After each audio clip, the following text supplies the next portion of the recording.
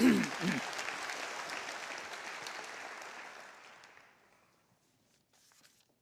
know, asked to be teaming up with Oz Guinness. It's like asking me if I'd like to play doubles with Roger Federer as my partner. And the wonderful thing about having Roger Federer as your partner is if you win, you can always say, we won. And if you lose, you can say Roger was not having a very good day that day. I was having lunch with Oz yesterday, and after I got into my car, I had to chuckle that we both have a lot of snow on the roof.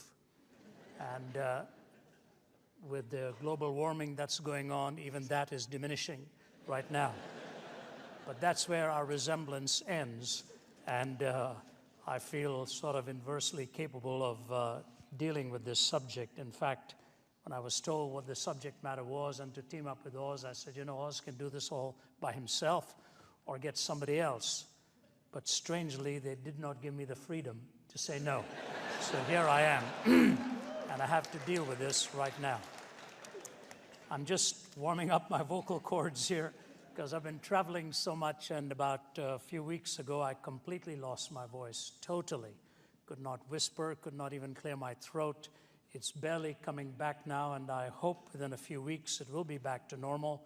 But just to speak for a few moments at least gets it lubricated or warmed up a bit, so thank you for allowing me that privilege. In talking about this whole subject matter of freedom, I will approach it sort of linking it to what Oz has already said. The irony of the fact that so many universities have this as their motto, that if the truth shall set you free, you shall be free indeed. I know University of Texas is one of them. I think Johns Hopkins is another. I remember being at one of those universities and asking students if they knew what preceded that statement. And I didn't get a single person who answered that. Some even didn't know it had come from the scriptures. What it really says is, if you abide in my word, you are my disciples, then you shall know the truth, and the truth shall set you free. So it was really not truth hanging with its feet planted firmly in midair. It was the truth that had already been revealed propositionally, and on that basis, the incarnation and so on, as Pilate stood in front of Jesus and said, what is truth? And never waited for the answer. I want to give you a picture in the beginning here as I go to what I really want to address, and it is this. If you look at a nation like ours, every now and then you will hear some politician utter this statement, we are a nation of laws. It's true, but almost every nation would say that. The question is, whose laws and what laws are we really talking about? But if you were to talk to an average person, the idea that we are a nation of laws and due process and all is enshrined in our rights. The fact is, we look at the laws as the roots in the structure. The trunk of the tree then becomes the political structure with which we function. The laws provide the political structure, and then the branches become the outworking within culture of how those laws are being implemented and either giving us liberty or constraints. So the roots are the laws, the trunk is the political system, and the branches become the culture and our expression.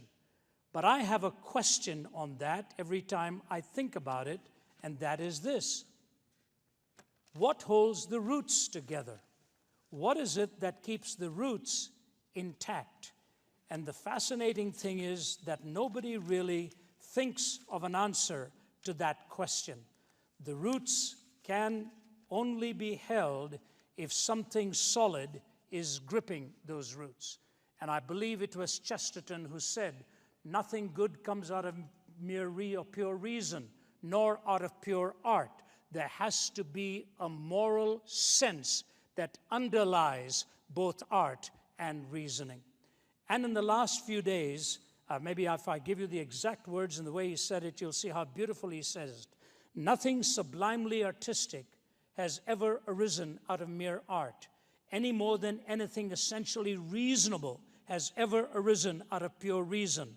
There must always be a rich moral soil for any great aesthetic growth.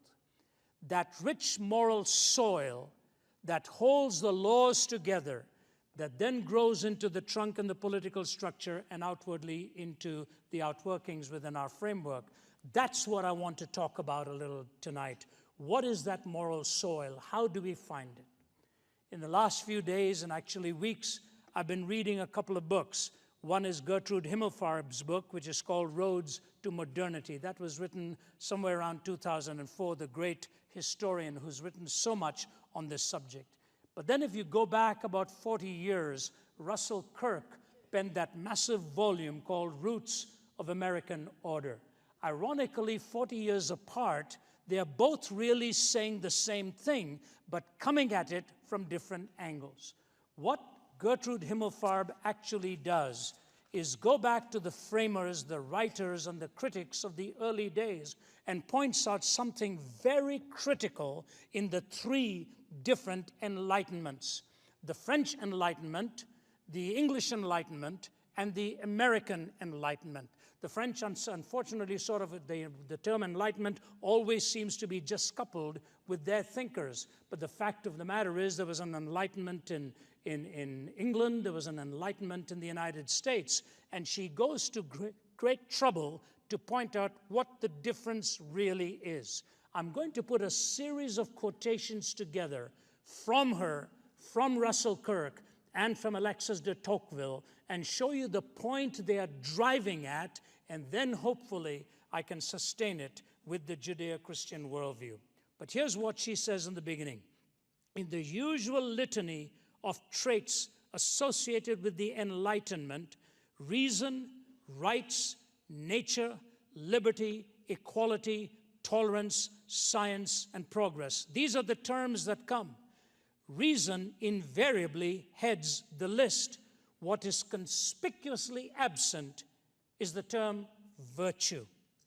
Yet it was virtue rather than reason that took precedence for the British, not personal virtue, but social virtues, compassion, benevolence, sympathy, which the British philosophers believed naturally, instinctively, habitually bound people to each other.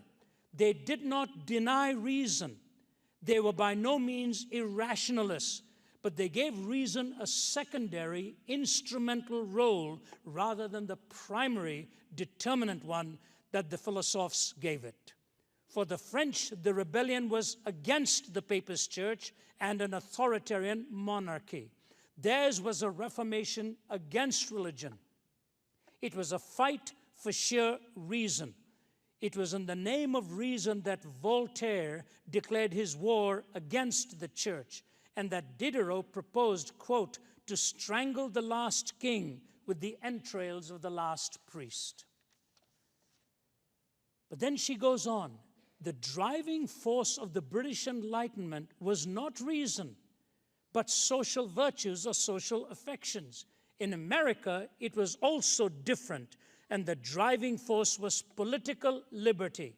But both in England and in America, for both of them, religion was not seen as the enemy. Rather, religion was interwoven into the culture. This is a key point. For the French, the authoritarianism of the Papist Church and the sort of the bullying that came from their monarchic history and so on, both of them were thrown off. What was it? Dickens said something, splendor rode hard on the bony shoulders of squalor as they tightened the screws and tightened the screws and tightened the screws. When the lid was thrown open, both the church and the monarchy were just sort of tossed away from their thinking, and reason became supreme. The philosophers, that was key to them. But now she goes on to quote Tocqueville in the early years of America's founding. I think there's some brilliant comments he makes that I want to bring to your attention. Europeans exaggerate the influence of geography on the lasting powers of democratic institutions.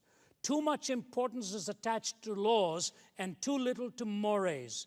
Unquestionably, these are the three great influences which regulate and direct American democracy. But if they are to be classed in order, here's what Tocqueville is saying. I should say that the contribution of physical causes is less than that of the laws, and that of the laws less than mores. The importance of mores is a universal truth to which study and experience continuously bring us back. I find it occupies the central position now in my thoughts.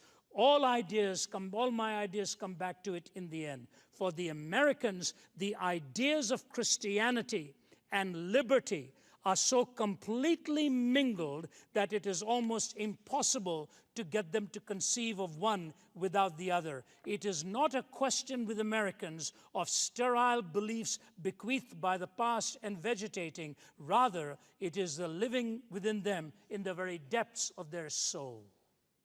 The irony is, this is a Frenchman, along with one other Frenchman, Professor Halevi, who wrote on the fact that for the American mind, religion was inextricably bound with their laws. And so when he's talking about mores, he's talking about exactly what Oz was talking about, the habits of the heart and the moral framework. But today, this loss of the absolute is so pronounced, and the ushering of relativism and the trumpeting of an anti-absolutist position is a given in our academy. So the overthrow of the past, the cultural revolution, what it is actually doing is breaking us away from shared meanings of the past. You must have shared meanings of the past. And the shared meanings of the past involved, as Tocqueville has reminded us, in this conjoining of freedom with religion. Listen to what he says further. Freedom sees in religion the companion of its struggles and its triumphs, the cradle of its infancy, the divine source of its rights. It considers religion as the safeguard of mores, and mores as the guarantee of laws and the pledge of its own duration.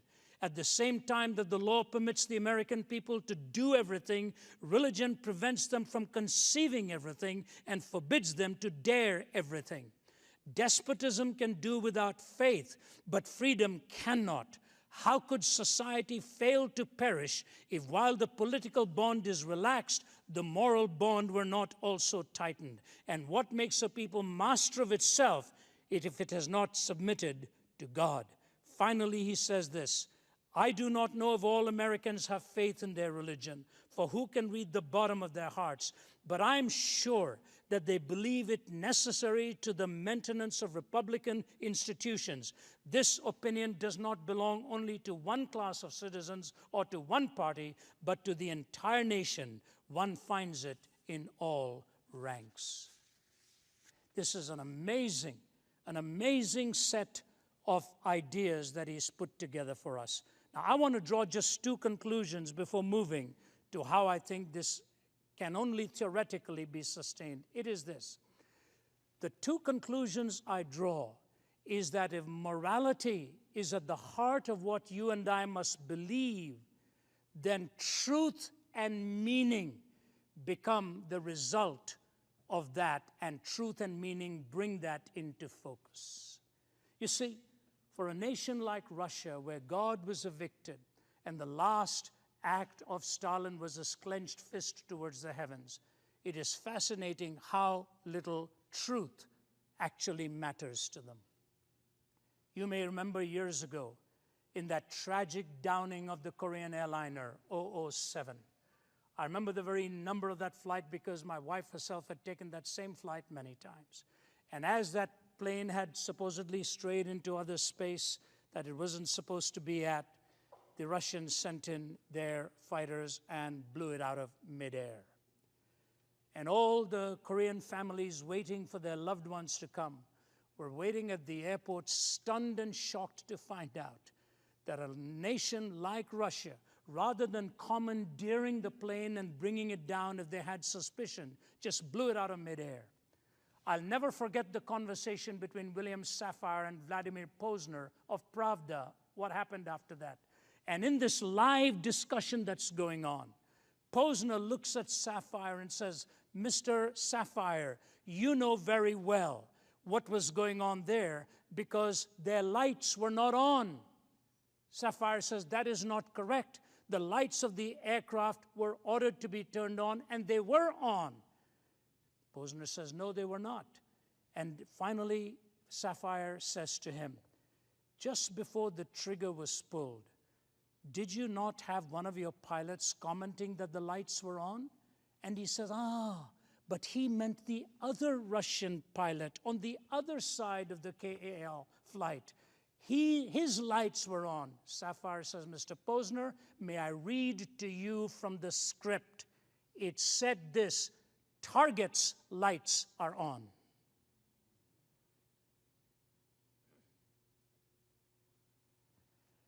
Vladimir Posner was a reporter for Pravda, which means truth. The two leading newspapers is Vestia, which means news, and Pravda, which means truth. Many Russian friends have said to me, there's no Izvestia in Pravda, and there's no Pravda in Izvestia. There's no news in the truth, and there's no truth in the news. 40 years ago, Russell Kirk, Roots of American Order, traces America's founding actually to 4 cities. He goes through them: Athens, Rome, Jerusalem, and London. He describes what exactly that meant, and he bemoaned the fact that Jerusalem's bequest was the moral law, moral reasoning, the very person of God. And he said, Rome still exists in America, Athens still exists, London still does, but Jerusalem is gradually being expelled, and the moral law is no longer there. And so I just say this to you in bringing this to a conclusion. What did the moral law serve in the founding of this nation, as it did even in the Old Testament scriptures? When you go back to the beginning of time, there was only one law. Don't eat of the tree of the knowledge of good and evil, because on the day you eat of it, you will surely die. Very clear prescription. What did it mean? Don't play God. Don't become the definers of good and evil. Very simple. Don't play God, because on the day you do it, you're going to die. Satan twisted the whole thing and said, look, the reason he's told you not to do this is because when you eat of it, you will be as God, knowing good and evil. That's exactly what's happened in our nation today. Every one of us is playing God and denying that a transcendent, moral, infinite, uncaused being actually exists. We have deified ourselves in the process. That's precisely what has happened. Eating of the tree. You know, when you look at the healthcare law, one of those marvelous laws which was read after it was passed. And in that law, thousands of pages, thousands of pages. Why is it we need so many laws to govern us? Because we violated that one law. Every law now dies the death of 1,000 qualifications. And so the moral law of God was just one prohibition. The second stage of it was Abraham, the man of the tent and the man of the altar. That was the law by which he lived, the law of faith. That this world is a world in which we are pilgrims. There's a transitoriness to this. But wherever he went, he built an altar because life at its core was sacred. Lot did not do that. And so from the moral law, we move to Abraham's example, the man of the tent and the man of the altar. And then we come to the third stage. This is critical, the Decalogue. Thou shalt have no other gods before me. What preceded that? I am the Lord your God that brought you out of the land of Egypt. Therefore you shall have no other gods before me. The primary condition to which you and I are called is the condition of salvation and redemption. We cannot be a righteous nation until we are a redeemed nation. The salvific process was indispensable to the Decalogue. The moral law came after the heart could recognize that it needed to be transformed. The transformation of the human heart leads then to righteousness and ultimately to worship. That is the logical and the chronological sequence of redemption, righteousness, and worship. And so I say this to you. Why is that redemption necessary? Because first, there was a deep description of sin. Nobody likes to hear this anymore. So I say, all right, let's call it violation of purpose. So a 21-year-old man walks into a room and kills people 2 to 3 times his age and sits there for an hour watching them. And I say to myself, what is going on in the mind of this young man? Beholding people who came to pray, to read God's word, who knows at their stage in life what struggles and pains were already etched into their consciousness, and now to be gunned down by a man like this. Oz often says in our discussion that catastrophic evil like this forces us to define the very term what we mean by evil. The first line ever published in North America, the first line ever printed in the New England Primer said this: "In Adam's fall, we sinned all." It was the first line. And Muggeridge used to say the depravity of man is at once the most intellectually resisted fact, at the same time that it is the most empirically verifiable. It's a fact. Number two, the condition. Number one, the condition. Number two, the answer. There is no other worldview. There is no other worldview that takes you to a hill called Calvary, and on the 2 pieces of timber where a Savior is dying for his creation, the Savior. And what is happening there is grace and truth are centerpiece as revealed to us, the grace of God in his forgiveness and the truth of God that sin is a destructive thing and you and I desperately need a Savior. Ladies and gentlemen, here's what I want to say to you. Watch discourse today. And we face this. Some of the hostile letters we get and the angry letters. Sometimes I put them down on my desk and I say, who is this person? Why is there so much hate in this heart? Where is the grace? Where is the courtesy? Where is the kindness? Grace has gone. It is ironic that in the early 1800s, Alexander Dumas and Victor Hugo were penning 2 books. Dumas wrote the book on the Count of Monte Cristo and Victor Hugo on Les Miserables.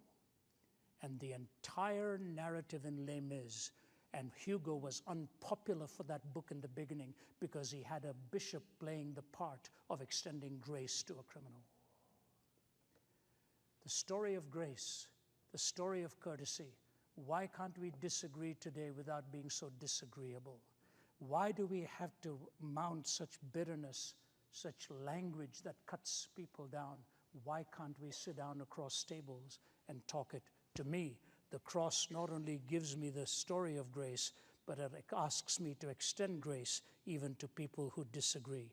And lastly is the centerpiece of all of this, life beyond the grave. You know, John Locke, with all of his skepticism, when Locke was penning down what are the 5 most guiding things in his life, he began with the need for being healthy. And he went on to talk of law and so on, but the final climactic thought in John Locke's writing was this: he believed in an afterlife. He said, otherwise this life doesn't make any sense for me. And so you take the gospel story, you take the place of the law, and you put this all together and say true freedom cannot exist unless it is rooted in morality.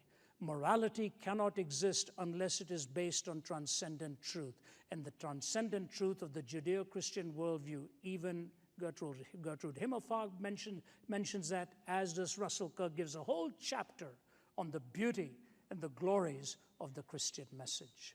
I close with one simple illustration, and that is this. Just this week, the founder of Freedom from Religion Foundation, Anne Nicole Gaylor, passed away at the age of 88. And, you know, she did what she wanted to do. And there's a list of all of her accomplishments, some of them quite astounding. And she asked her daughter not to have a memorial service of any kind, and also that she had no hope in the future life. She quoted Bertrand Russell, "My body is going to rot once I'm done away with." But then she added this qualifier: that's what makes life precious. Wow. Not true. Not true. Her life proved that all life was not precious to her.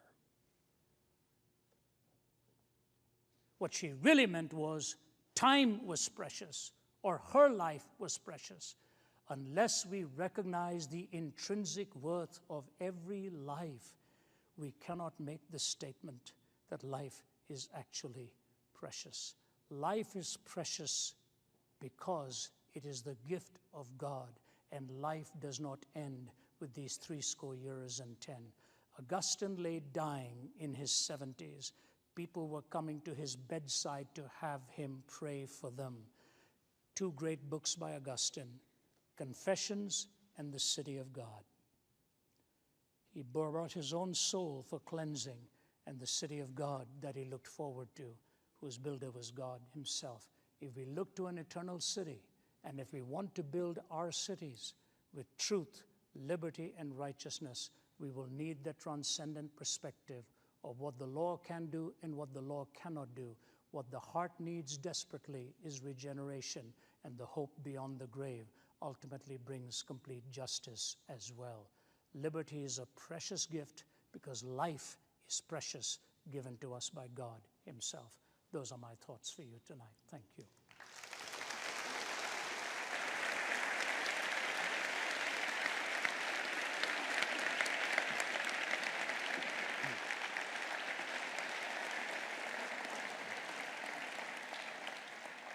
Thank you, Ravi, and thank you, Oz. And we're going to move now to a time of some Q&A.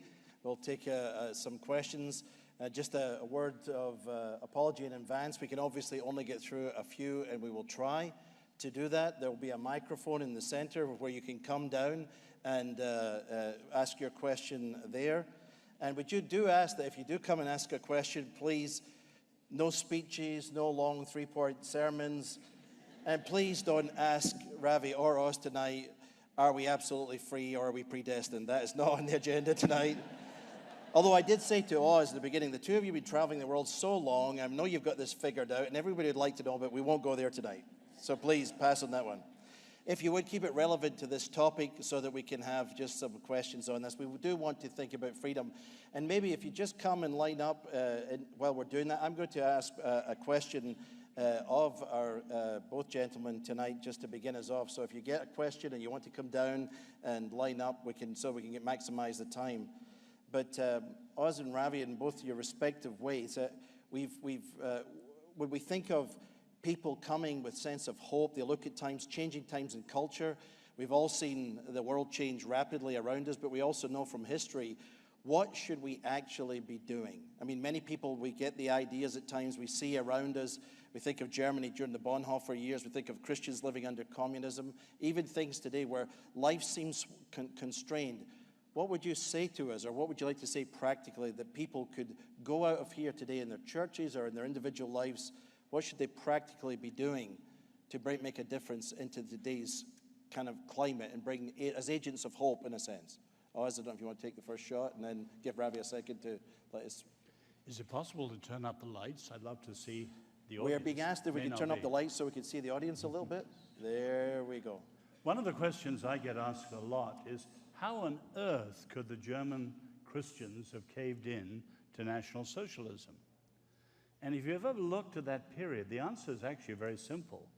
If you understand the temper of the times, you can see the roots of cowardice, why they caved in.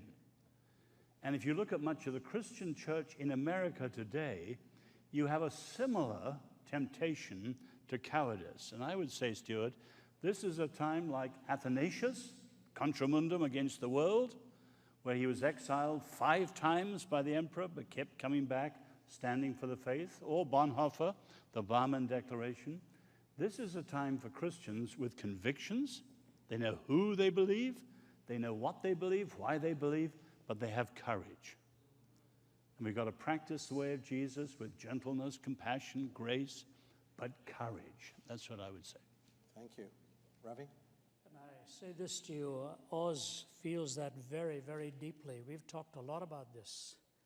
And he keeps coming back to this. It's really, this is the Bonhoeffer moment for the church. It's the moment where our sacred beliefs are being threatened in so many different ways. I think he's absolutely right. We have to have the courage and the courtesy to engage.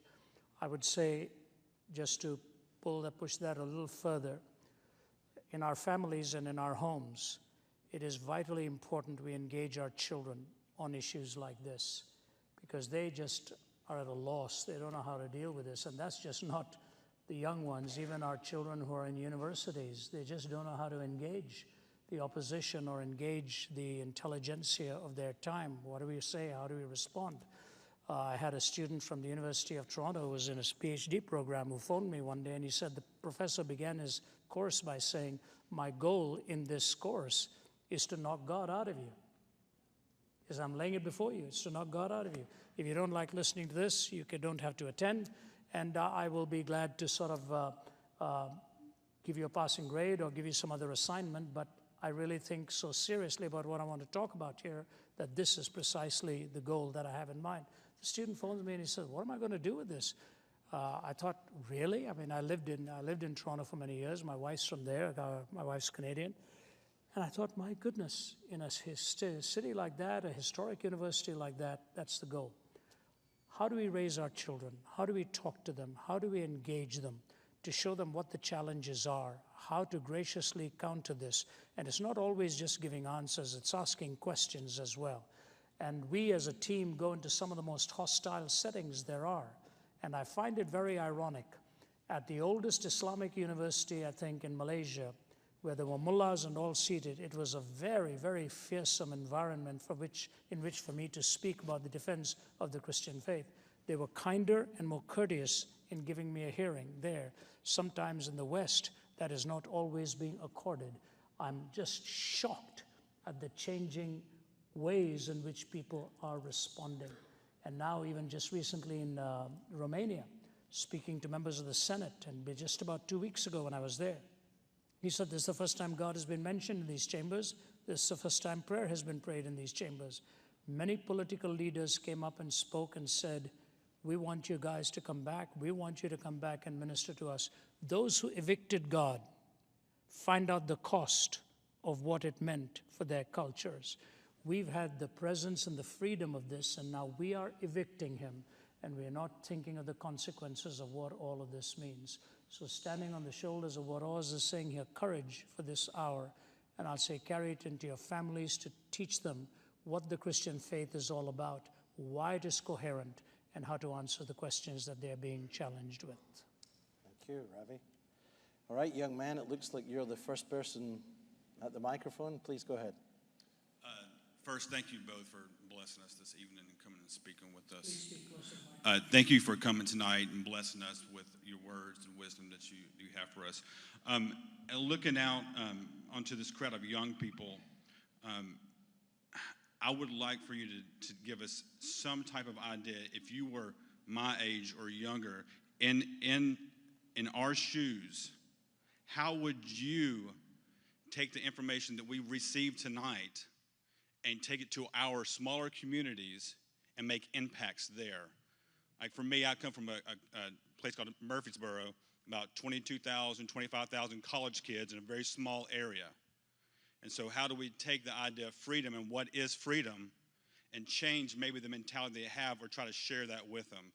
I just want to know what Oz or Ravi would do if you were my age and had this information. Thank you.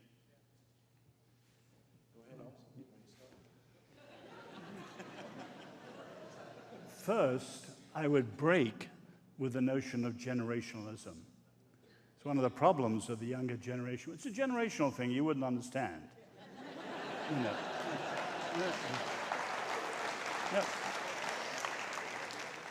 But there's something very profound by it. It's the new relativism. It's the new mistrust of authority. It's the new corrosion of tradition. We've got to get that generation to really pass on the faith. And actually what we want to pass on is the same old thing. People need to know the Lord. They need to have deep theology. They need to have a thought-through Christian worldview. They need to have a sense of individual calling. They need to have brothers and sisters who'll stand around them for a lifetime, not networking, but a real fellowship group to hold them accountable. And these are actually the same things every generation needs. And then you have to identify the problems of this generation: the abandonment of evangelism for social justice, the rise of a cynicism rather than a confidence in the gospel. There are all sorts of obvious things. Analyze the generation, break with the worst of it, and teach again and pass on the simple things of the faith, like Paul did to Timothy, and so on. I don't think it's actually rocket science. I had two footnotes to that, too. The means through which young people engage today is sometimes very different out here. I'm a reader. I'm not a viewer or a watcher. I hardly watch anything. I just read. There's a good T-shirt I saw in Thailand. I don't even know if he understood what it meant, but this guy was walking on the street and it said at the back, "Don't judge a book by its movie." And I think it's very important to be able to find the means through which you gain their attention. Hollywood is very sharp in this. They know how to propagandize and how to impart ideas in the subtle form of a story. The existentialists were brilliant in this, in the way they wrote plays and the way they wrote stories. So maybe in your group it'll be great to find the kind of narrative in a story form and then open it up for discussion. It will get much more anchored within their own thinking. I think for the young who prefer to go through the eye gate, that would certainly be one way in which you can have that impartation to them. The second thing I would say is in dealing with the young is the more you ask questions, the more you open them up within their own assumptions. And it is the assumptions oftentimes that are flawed. And I think those assumptions are the ones that you can interact on, but it has to be one drop at a time. It doesn't really come wholesale. I know as a family man that it is easier for me to talk to my son while we were watching a baseball game when everything we talked about seemed incidental to what was going on out there. And it was easier for him to absorb that than in a purely didactic setting, saying, "Now I want you to listen to me, here's what I want to say about such and such."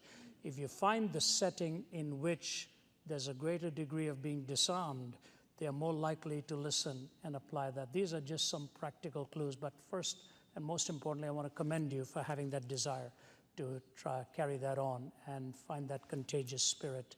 That is what we have for the hope of the future. Well, one other thing I was just going to say, and that is triggered with what Oz was saying here. When I travel overseas, I find young people are really taken up by social causes of justice and need and so on. And when you take them into those settings to see the world of need, then point out that oftentimes the exploitation of those people at the hands of very corrupt hearts. So the heart has to change somewhere along the way. That's what Matthew Paris said in his own article, that all of these NGOs, Matthew Paris is an atheist. He says, and I'm challenging my own assumptions, he says the change of heart seems to be indispensable if benevolence and charity is going to make a difference in people's lives. Take them into practical settings, appeal to that sense which they already have, justice, mercy, compassion, and show how the change of heart is needed. These are just some practical ways in which you can work it into their thinking. I think, Oz, do you have a comeback? Oh, we're on a roll here. Okay. Yeah. Okay. One PS. Since you're all here probably very interested in apologetics, I would just add a passion of mine. We need to understand the modern world not only in terms of ideas. Apologists are great on philosophies and ideas. They're not so good on the impact of modernity. In other words, everything produced by the Industrial Revolution, right down. Ravi, you said you're a reader, but you have a BlackBerry. And all the studies show that everyone lives 50% of a day before the triple screen, as it's called, the television, the laptop, or the smart device. And the impact on our thinking is very, very profound, as you know. And we're supposed to discern, test the spirits. We need to have a much greater understanding of modernity, not just modernism and postmodernism. We need to go beyond ideas to see how we're being shaped. So be transformed by the removal of our minds.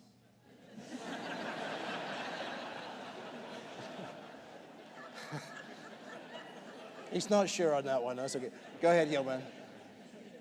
Gentlemen, as our culture feels the tension between desire for freedom and desire for security, how can we best articulate the need for freedom of conscience? That is currently the burning issue. If you just think in 20 years, the Religious Freedom Restoration Act in the early 90s passed with only 3 people in the Senate and the House, hundreds of people, only 3 dissenters, universal approval. Now, a total fracturing of the understanding of religious freedom and freedom of conscience. Why? Because of the LGBT revolution and the way they're playing what they call a zero-sum game, so that anything that contradicts their freedom should be overruled. The tragedy with that is these are former liberals who are now highly illiberal, because if one human right, the new fashionable one, overrides the accepted traditional understanding of a deep human right, conscience and religious freedom, what you're saying is that rights are only a matter of power. And you're in a kind of Nietzschean power game that is destructive of all human rights. And it's just another example how many of our secularist friends can no longer give a foundation for human dignity. And now increasingly they can't give a foundation for freedom. And many of their ways of stressing it are undermining freedom. So it's not a matter of defending ourselves.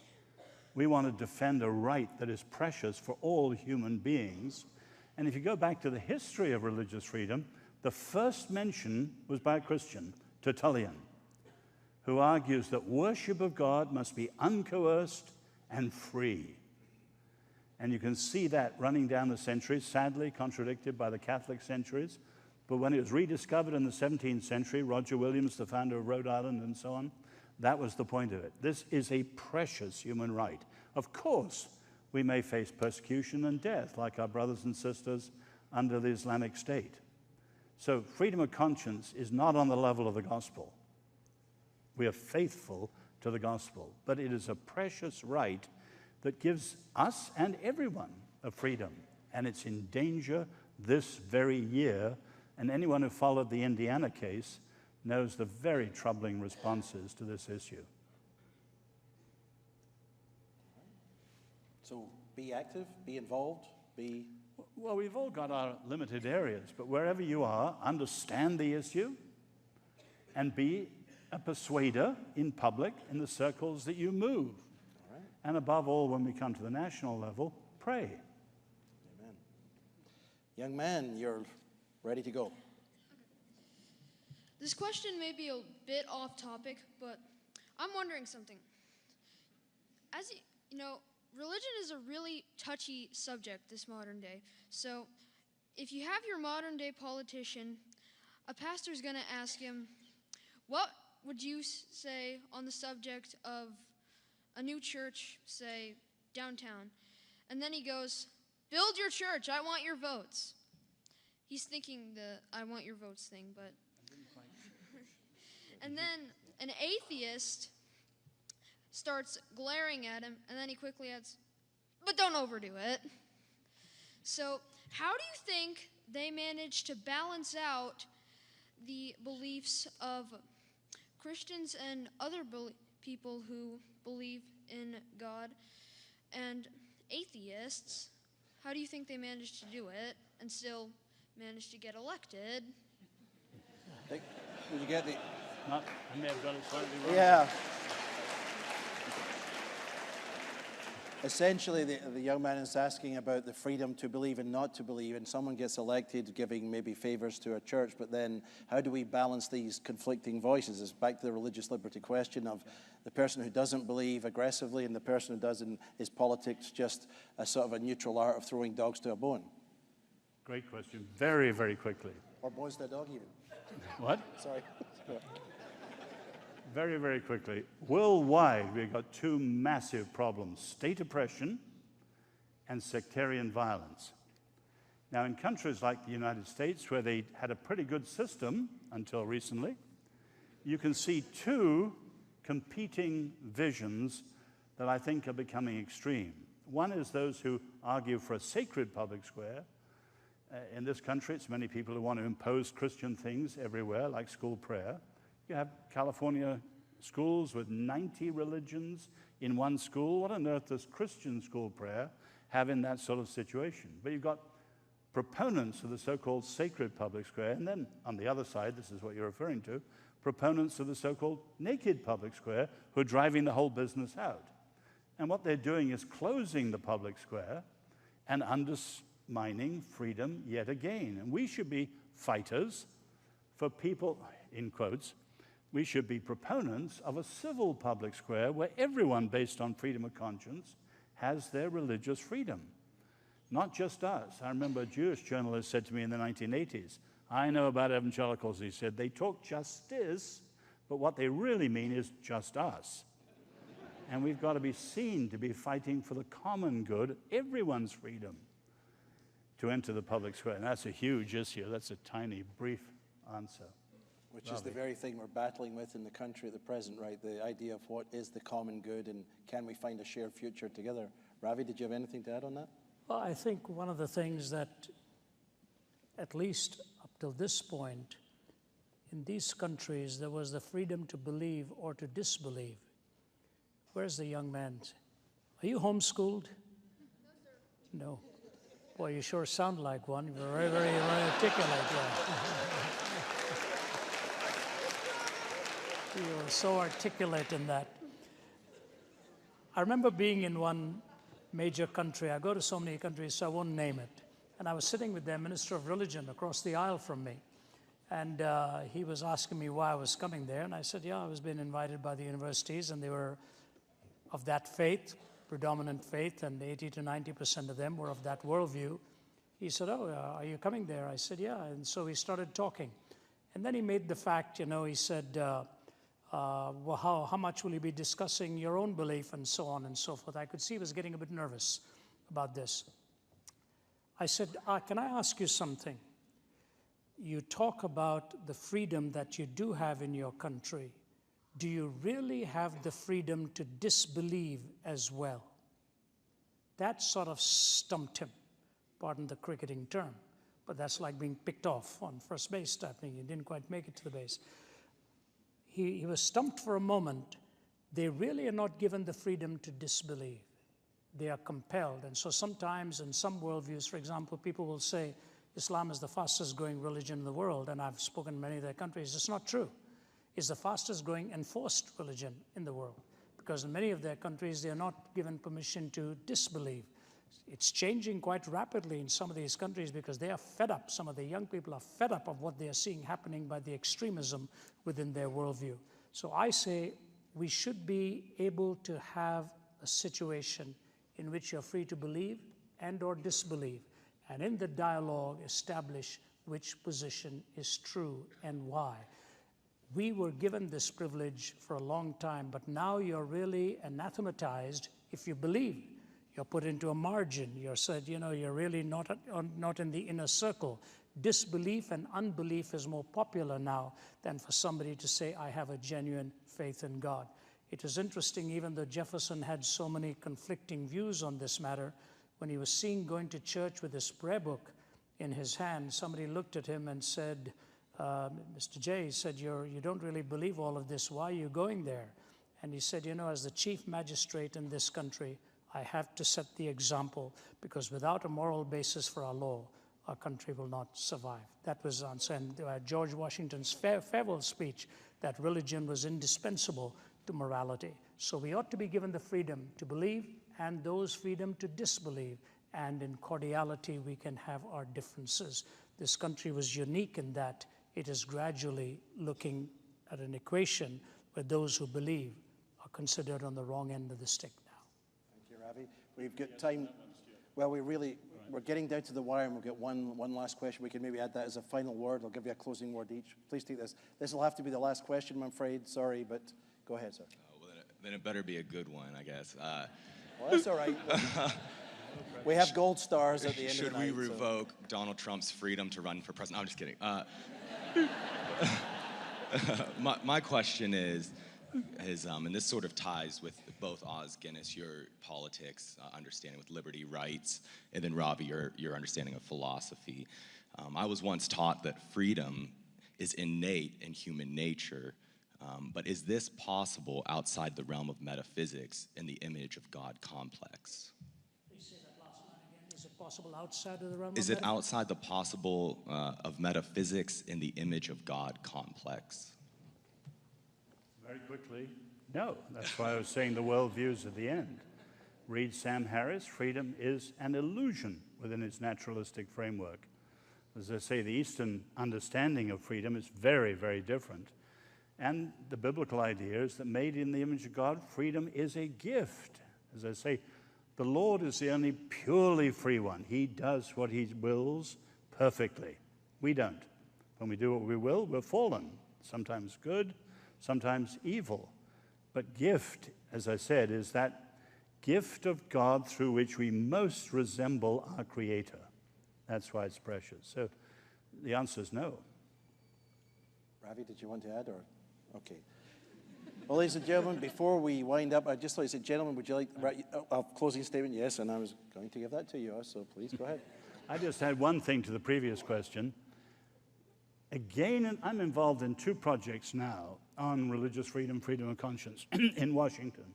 There are lots of good things being suggested in the country. The missing factor every time is leadership. You've got political leaders, no statesmen. And we need to pray that God will raise up a leader. When my book on Free People's Suicide came out, I was invited to the Congress by a veteran who'd been there 30 years. He said, I really like your book, but the reason I'm not as hopeful as you are is there are no leaders, and having been here 30 years, all you have is partisan bickering. There is no leadership. There's no Lincoln. There's no FDR. There's no Winston Churchill. We should pray the Lord will raise up a leader. Amen.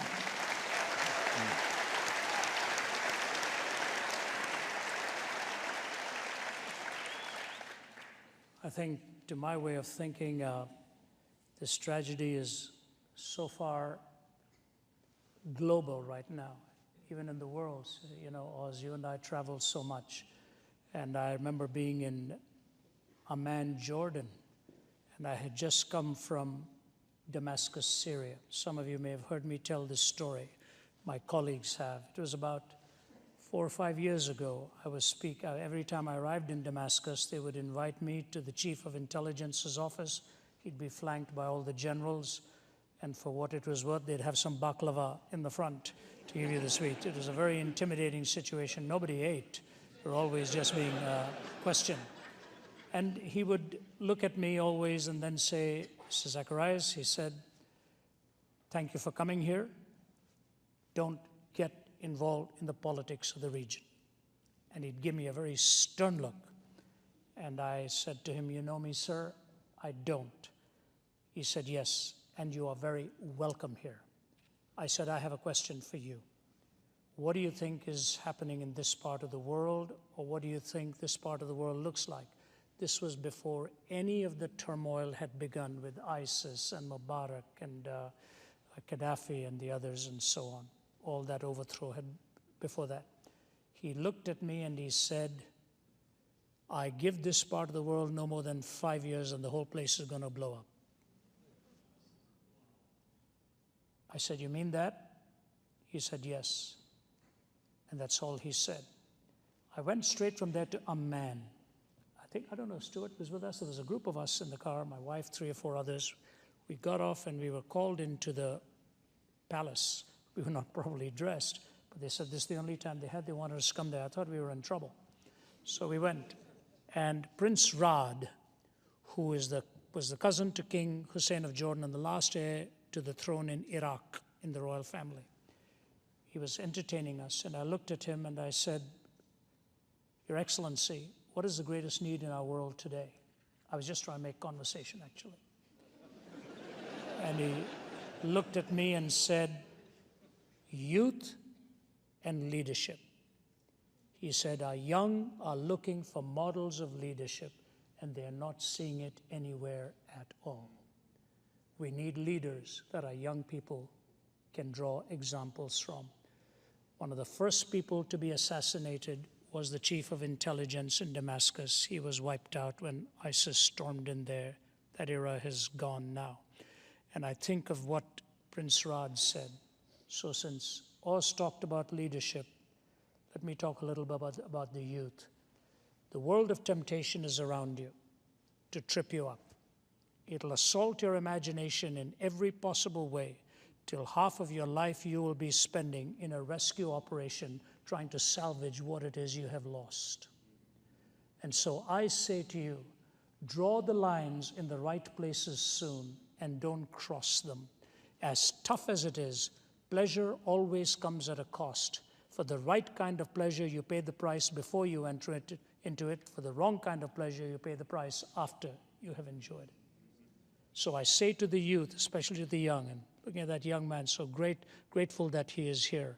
Our young men and our young women are under assault from the media, intentionally or otherwise. If you're a young man or a young woman, draw the lines in the right places so that your life can be spent in a proper investment, not trying to recover what has been lost in the years gone by. Between youth and leadership, I think we have a blessing.